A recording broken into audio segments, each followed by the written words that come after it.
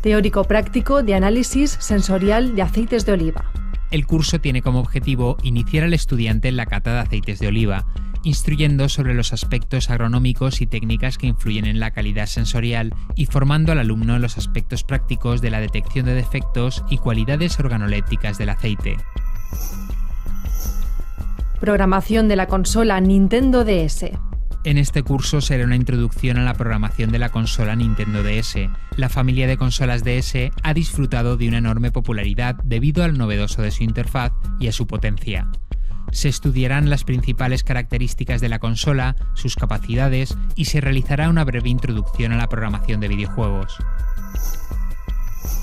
CATIA, fotorrealismo.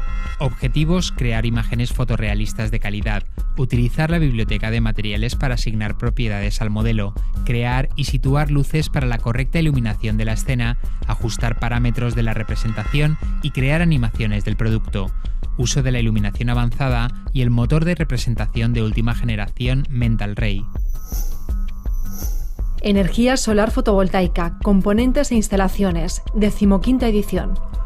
En el curso se describirán los elementos integrantes de este tipo de instalaciones, los criterios de diseño y selección más habituales y ejemplos prácticos ilustrativos de los conceptos descritos. El curso cuenta con la colaboración de técnicos externos vinculados a empresas que desarrollan su actividad en el campo de la energía solar fotovoltaica. Para más información o matriculación online, entra en la web del Centro de Formación Permanente en www.cfp.upv.es.